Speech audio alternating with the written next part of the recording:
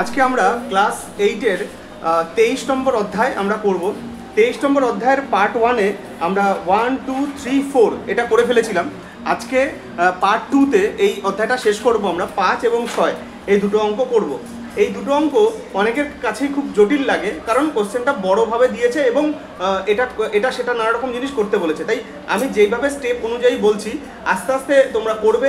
একবার করার পরে আরেকবার প্র্যাকটিস করবে, তাহলে দেখবে আর কোনো প্রবলেম থাকবে না। এই অঙ্ক দুটো অবশ্যই দুবার প্র্যাকটিস করবে, তাহলে কোনো প্রবলেম হবে না। এবার নেক্সট, প্রথমে আমরা একটা কাজ করব।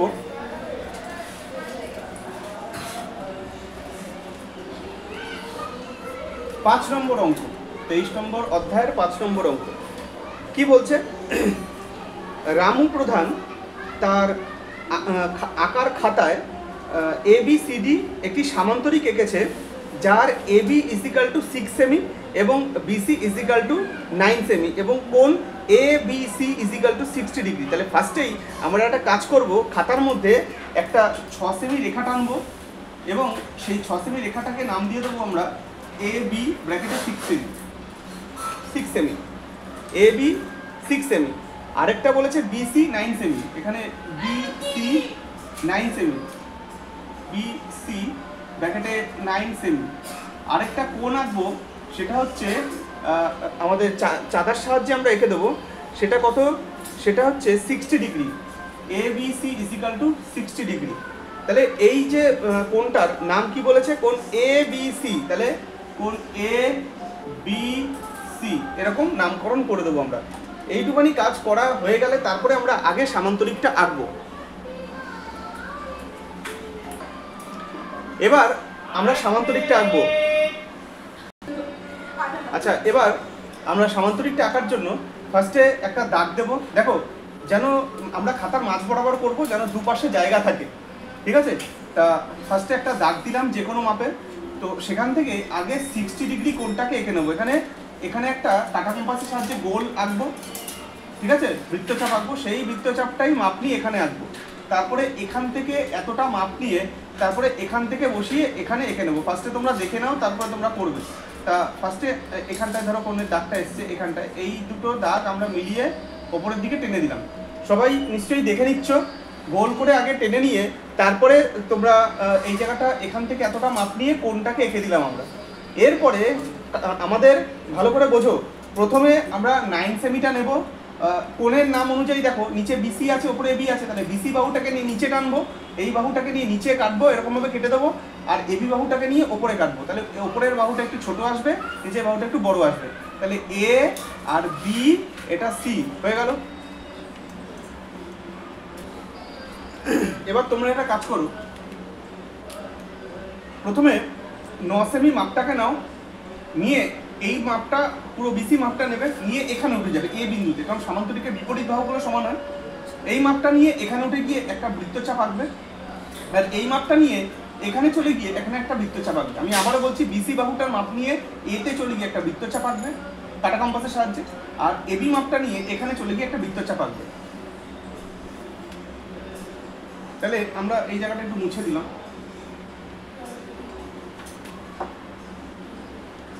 তাহলে সেই বৃত্তচাপটা আমরা ধরে নিলাম এটা আর কি, তারপরে সেটা এরকমভাবে তোমরা যুক্ত করে দাও। তাহলে ABCD। তারপরে তোমরা যেটা বলেছে, যে আমরা স্কেল, পেন্সিল, কম্পাসের সাহায্যে তারপরে বলেছে BD কর্ণের ওপর, মানে তাহলে ফার্স্টে তোমরা B আর D কে যুক্ত করে দাও। তাড়াতাড়ি একটুখানি তোমরা আগে করো। তাহলে আমাদের যা যা বলেছে আমরা করে নিয়েছি। বলছে ABCD সামান্তরিক আঁকতে এই একটা কোণ 60 ডিগ্রি আর দুটো বাহু দিয়ে আমাদের সেটা আঁকতে বলেছে, আঁকা কমপ্লিট। এবার আমাদেরকে বলেছিল যে BD কর্ণটা আঁকতে, সেটাও এঁকেছি আমরা। এরপরে বলেছে BD কর্ণের ওপরে দুটো বিন্দু নির্ণয় করতে P এবং Q, যার ফলে যে যদি আমরা ধরো দুটো বিন্দু, এখানে একটা P এখানে একটা Q ধরি, যেন BP = PQ = QD হয়। তাহলে আমরা নির্ণয় করব কি করে? নিশ্চয়ই এই যে বাহুটা রয়েছে BD বাহুকে, একে যদি আমি সমান 3 টুকরো করে দিই, তাহলেই আমাদের P এবং Q সেটা চলে আসবে, সমান সমান হবে। তাহলে ফার্স্টেই আমরা একটা কাজ করছি, যে এই যে দাগটাকে তো 2 টুকরো করব, তিন টুকরো করব, তাহলে এই দাগটার এপাশে একটা কোণ আঁকাই আছে। তাহলে এই যে রেখাটা দেখতে পাচ্ছ বিডি কর্ণ, তাকে সমান তিন টুকরো করতে গেলে পরে এপাশে একটা কোণ রয়েছে, এই বিতে বসিয়ে একটা গোল বৃত্তচাপ টানলাম, সেটাই এই দাগটার এইখানটাতে বসিয়ে এখানে টানলাম, ঠিক আছে। তারপরে আমরা এই যে বৃত্তচাপটা দেখতে পাচ্ছ এখান থেকে অলরেডি একটা দাগ টানাই আছে, ঠিক আছে। তো আমরা এই যে মানে কোনটা এখান থেকে এতটা নিয়ে এখানে বসিয়ে কেটে দেবো, দেখবো এই সেমই হচ্ছে, এতটাই আসবে। এবার আমরা একটা কাজ করি, এই দাগটাকে তিন টুকরো করি কাঁটা কম্পাসের সাহায্যে, যে কোনো মাপ নিয়ে সমান তিন টুকরো করি, এবং সেই দাগগুলোকে যদি আমরা এপাশেও করি, ধরো একটা কাঁটা কম্পাসের নিয়ে এখান থেকে সমান তিন টুকরো করছি, 1 2 3 এরকম তিন টুকরো করলাম, ধরো 1 2 এই 3 হলো। সেম টু সেম ভাবে এটাও ধরো 1 2 3, এখানেও হতে পারে, তোমাদের আগে পরে যেখানে হোক গিয়ে তিন টুকরো করবে। করা হয়ে গেল, হয়ে যাওয়ার পর আমরা প্রথম দাগ এবং প্রথম দাগ মিলিয়ে দেবো, দ্বিতীয় দাগ এবং দ্বিতীয় দাগ মিলিয়ে দেবো। দেখো এখানে দুটো টুকরো চলে এসছে, এটাকে আমরা পি নাম দিয়ে দেবো, এই বিন্দুটার নাম, এই বিন্দুটার নাম দিব কিউ আমরা। তাহলে পি এবং কিউ দুটো বিন্দু আমরা পেলাম, নির্ণয় করলাম, যার ফলে BP equal to Q, P Q equal to QD হয়েছে কিন্তু, তাই না। এবার আমাকে বলেছে যে কিছু বিন্দু যুক্ত করে দিতে, এ কমা পি, মানে এই বিন্দুটা যুক্ত করতে বলেছে।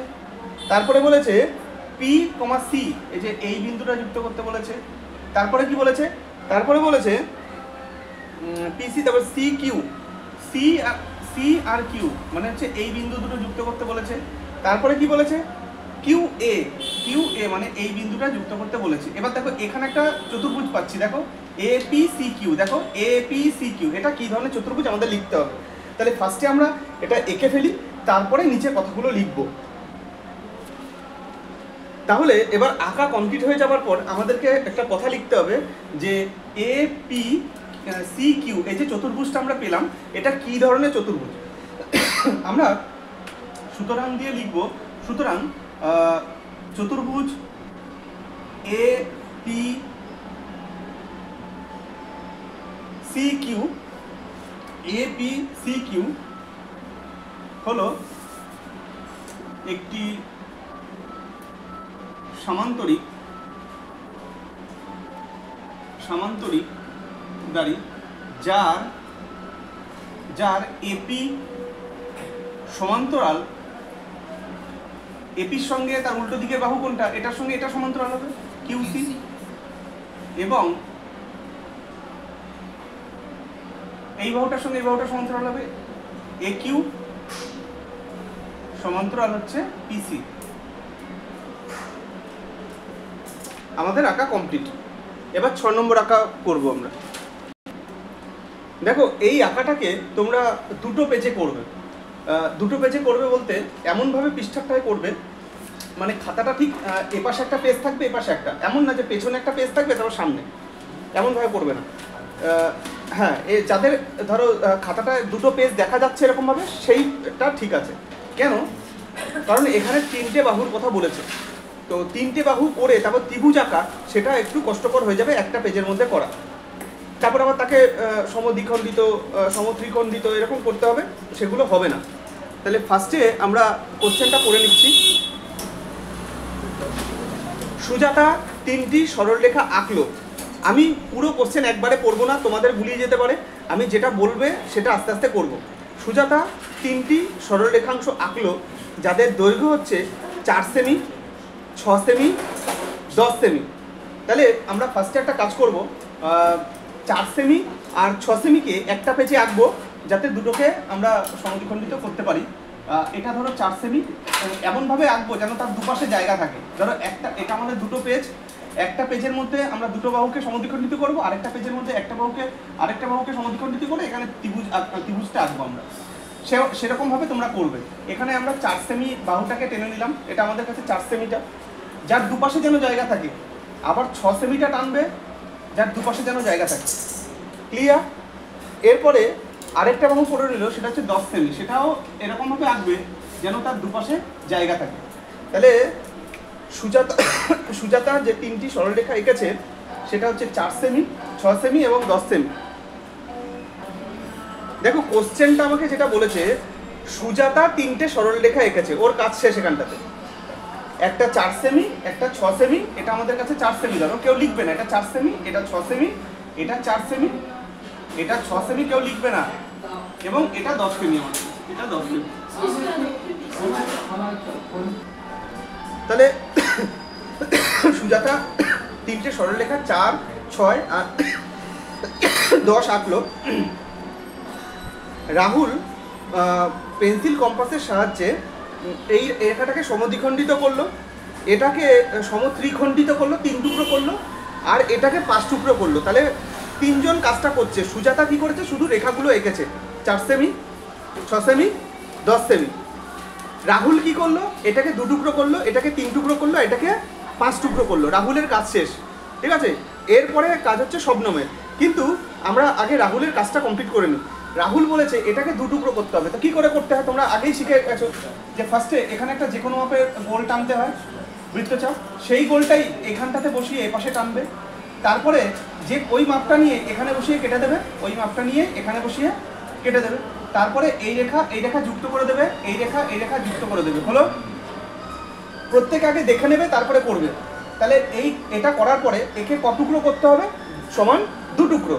তাহলে আমাদের 2টো দাগ দিতে হবে, কাটা কম্পাসটা নিয়ে যে কোনো মাপের 1, 2, এখানটা তো 1, 2। এবার আগে লাস্ট মাথাগুলো যুক্ত করে দেবো, কেউ এই লাস্ট মাথা মানে সঙ্গে গুলিয়ে ফেলবে না, লাস্ট দাগটার কথা বলছি আমি, যেখানে কেটেছি। এবার মাঝখান থেকে এই দাগটা, প্রথম দাগটা যদি যুক্ত করে দাও, তাহলে 2 টুকরো হয়ে গেছে, ঠিক আছে। একই রকমভাবে এইটাকে 3 টুকরো করতে হবে। আমি তোমাদেরকে বলেছিলাম না, দেখো মাঝ বরাবর করবে, দেখো এটা করতে গেলে কিন্তু সমস্যা হচ্ছে। যাই হোক, আমরা এখানে একটা গোল টানবো, সেই গোলটা আবার এই মানে এখানটায় বসিয়ে এখানে টানবো, তারপরে এখানে বসিয়ে এখানে টেনে দেবো। আমি দাগটাকে একটু ছোটো করে দিচ্ছি, এখানটায় টানলাম, আর এখানে গোলটা টানানোর পর এখান থেকে এতটা টানলাম। এইবার আমাকে এই রেখাটাকে কটুকরো করতে হবে, 3 টুকরো। তাহলে 1, 2, 3, এখানেও 1, 2, 3।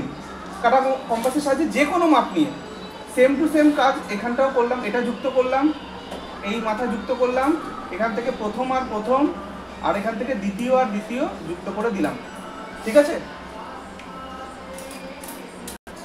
এবার 10 সেমিটাকেও আমরা এটা করে ফেললাম, যে প্রথমে গোলের সমান করে গোল এপাশে আঁকবো, তারপরে এখান থেকে এতটা মাপ নিয়ে এখানে বসিয়ে কেটে দেবো, এই দাগটা বেড়ে এইদিকে বাড়িয়ে দেবো, এই বিন্দু আর এই বিন্দু যুক্ত করে, আবার এখানেও সেরকম কোণের দাগটা আর এই বিন্দু যুক্ত করে টানিয়ে দেবো, এটা টেনে দেবো আর কি। তারপরে 5টা যে টুকরো করতে হবে, 1, 2, 3, 4, 5, এখানেও 1, 2, 3, 4, 5টা করবো। করার পরে লাস্ট মাথা যুক্ত করে সবগুলো দাগ যুক্ত করে দিলাম। এখানে 5 টুকরো হয়ে গেল, 1, 2, 3, 4, 5, এখানে 3 টুকরো হয়ে গেল, 1, 2, 3, এখানে 2 টুকরো হয়ে গেল।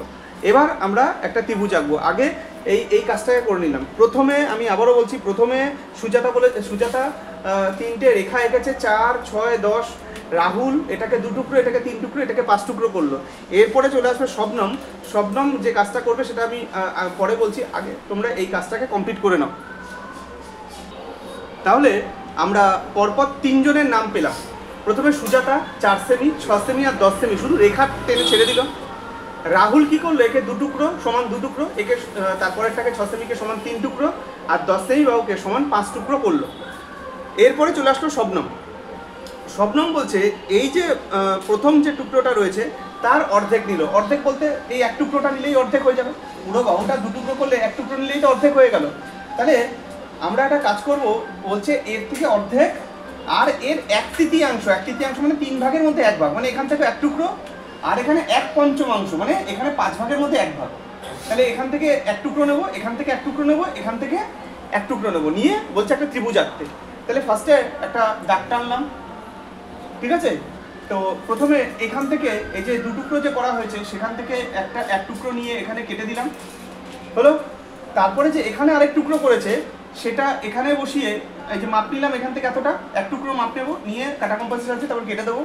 এখানে 1 টুকরোর মাপ নেবো, নিয়ে এখানে বসিয়ে কেটে দেবো, কেটে এরকমভাবে যুক্ত করে দেবো, যার নাম দেবো PQR, আর এটা X নাম দিয়ে দিলাম।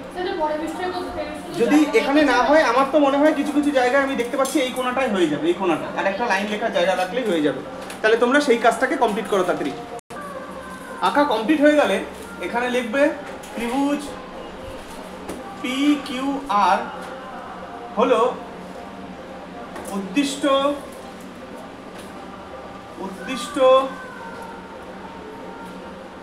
ত্রিভুজ দাঁড়ি, উদ্দিষ্ট ত্রিভুজ। এবং নিচে লিখতে বলেছে শবনমের আকার ত্রিভুজটি বাহুভেদে কি ধরনের। নিচে সুতরাং দিয়ে লিখবে, সুতরাং শবনমের আকার ত্রিভুজটি বাহুভেদে, যেহেতু এর তিনটে বাহু তিন রকমের হচ্ছে, তাহলে আমরা যদি দেখি, ধরো এটা 4 সেমি যদি হয়, তাহলে এর নিচেরটা এখানে 2 সেমি হচ্ছে, 2 সেমি। এটা যদি 6 সেমি হয়, তাহলে এর 6 সেমিকে 2 টুকরো করলে প্রত্যেকটা টুকরোর দৈর্ঘ্য কত হচ্ছে, 2 সেমি করেই হয়, তাহলে 2 সেমি। আর এখানে 10 সেমিকে যদি 5 টুকরো করি, তাহলে এটাও 2 সেমি। তাহলে বাহুভেদে এই যে ত্রিভুজটি শবনমের আঁকা, সুতরাং দিয়ে শবনমের আঁকা ত্রিভুজটি বাহুভেদে একটি সমবাহু ত্রিভুজ, কারণ তার তিনটে বাহুই দেখো সমান হচ্ছে। কারণ এখানে 2 টুকরো করলে সেটাও 2 সেমি হয়, এখানে 3 টুকরো করলে ছকে তাহলে সেটাও 2 সেমি হয়, আর এখানে যদি 10 টুকরোকে মানে 10 সেমিকে 5 টুকরো করি সেটাও 2 সেমি হয়। তাহলে এখানে যতগুলো বাহু আমি নিয়েছি সবগুলো 2 করে বলে, তাই নিচে লিখবো শবনমের আঁকা ত্রিভুজটি বাহুভেদে একটি সমবাহু ত্রিভুজ। আমাদের আঁকা কমপ্লিট।